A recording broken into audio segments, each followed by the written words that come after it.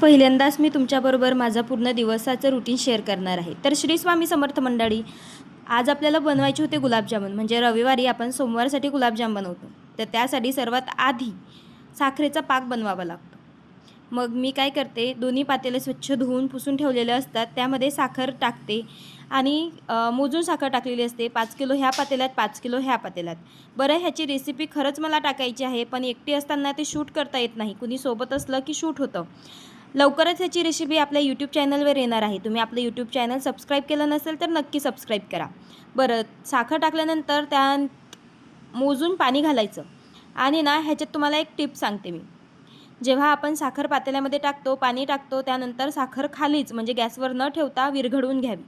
जरा हात दुखतो, पण आपला गॅस वाचतो आणि आपला वेळही वाचतो. हे बघा, अशा प्रकारे येता जाता कामं करता करता साखर मस्त विरघळवून घ्यावी.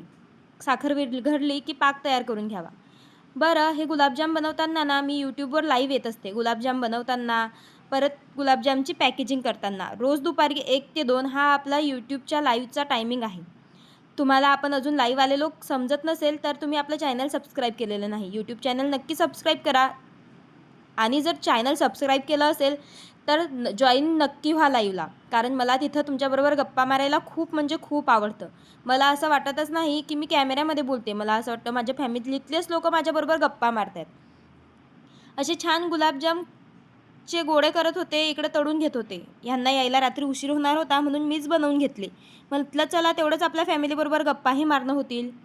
यूट्यूबवर 1 तास लाईव्ह आल्यानंतर मी थोडा वेळ Instagramवरही लाईव्ह आलेले. पण त्याआधी तुम्ही हे गुलाबजामची क्वालिटी बघा. कसं टेक्स्चर आलं आहे छान. ते सगळ्यात आधी तळलेले गुलाबजाम आहे. त्यानंतर हे बाकीचे गुलाबजाम मी तळून घेतले होते. ही शेवटची बॅच आता जी मी काढते ती. आणि सगळे गुलाबजाम एकदम खरपूस झालेले होते. आतून बाहेरून खूप छान झालेले.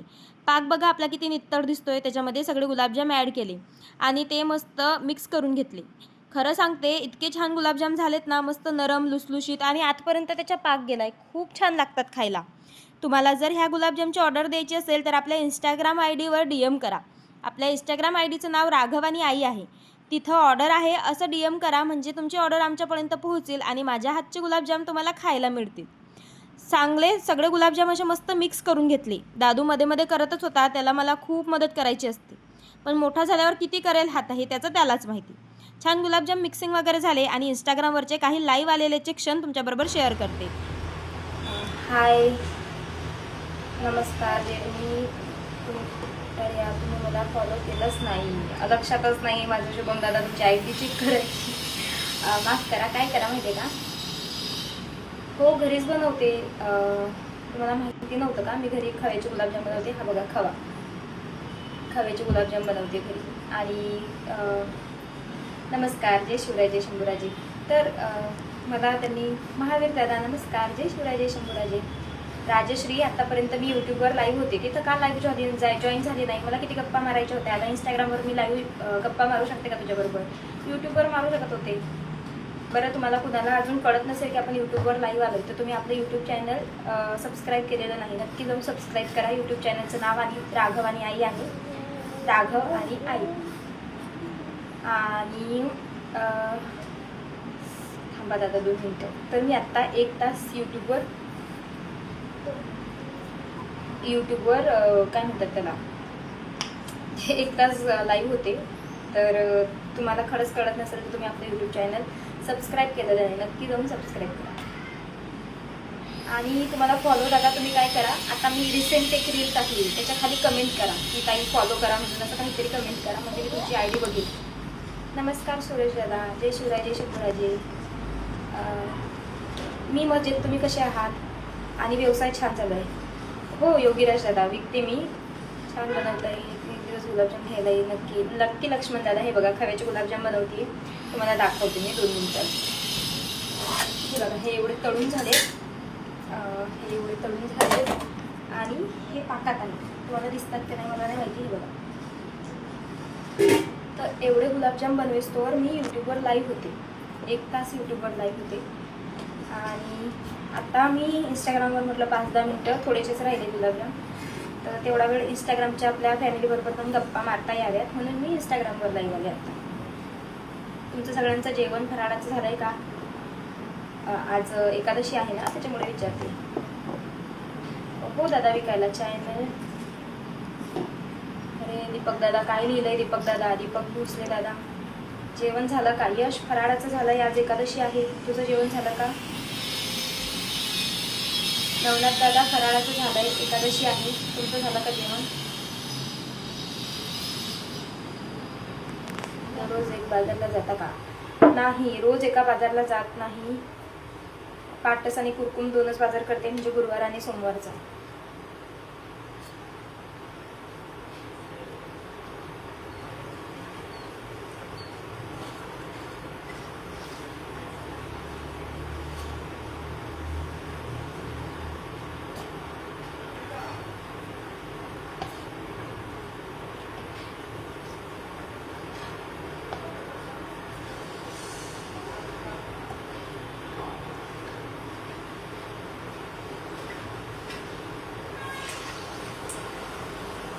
नमस्कार सुनील दादा, जय शिवराय, जय शंभूराजे. हो बांधकाम चालू आहे योगीराजाला एका ठिकाणी. त्याचाच आवाज येत असेल आपल्या मोबाईलमध्ये.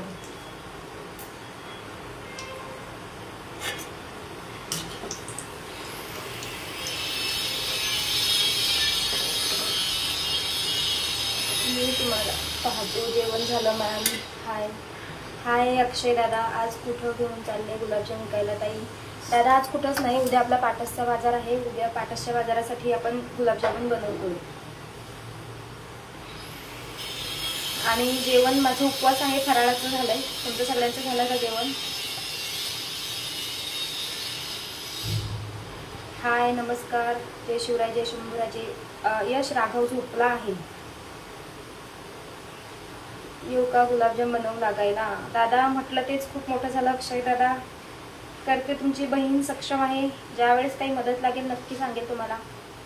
आता तर मी करतेच आहे.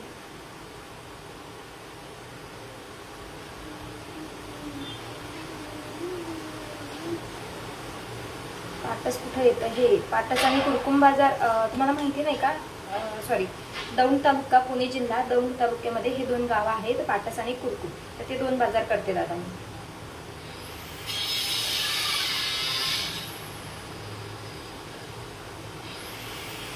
नमस्कार बाळासाहेब दादा, जय शिवराय, जय शंभूराजे. ताई पण नक्की करा फॉलो. तुम्ही फक्त कमेंट टाका दादा, आणि तुमची आय डी मला आवडली ना, तुमच्या आय डीवरचे व्हिडिओ वगैरे, तर नक्की फॉलो करता. फक्त काहीतरी टाका. आत्ता रिसेंट मी जी रील टाकली आहे त्याच्यावर काहीतरी कमेंट करा, की जेणेकरून मला समजेल हे तीच दादा आहेत म्हणून आपले.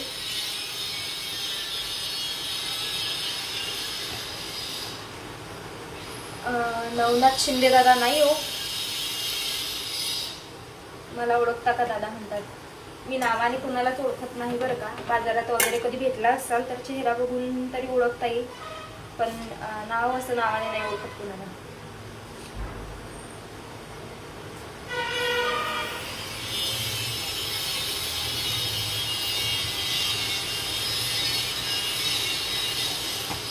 नमस्कार बनकर दादा, जय शिवराय, जय शंभूराजे. बाबा आले घरी? हो आले बाबा घरी. बाबाचं काही लक्ष लागत नाही मुलीच्या इथं. बाबांनी राहायला पाहिजे होतं अजून 8 दिवस. नाही.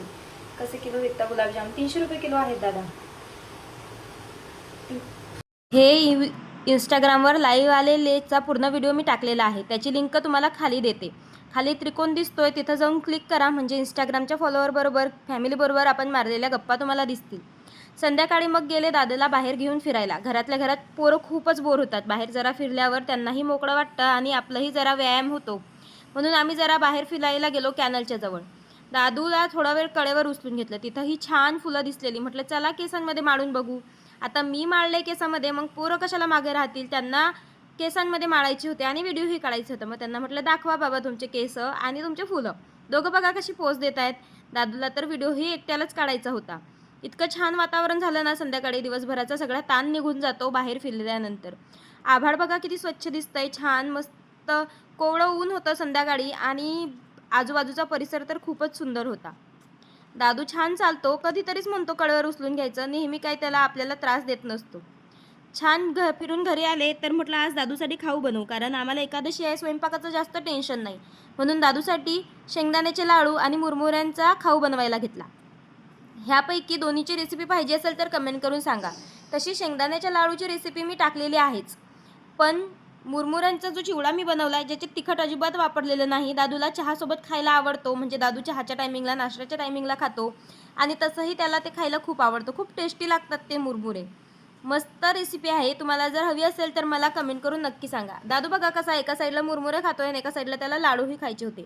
सगळे लाडू मस्त बनवून घेतले. चला आता मी व्हिडिओ इथेच एंड करते.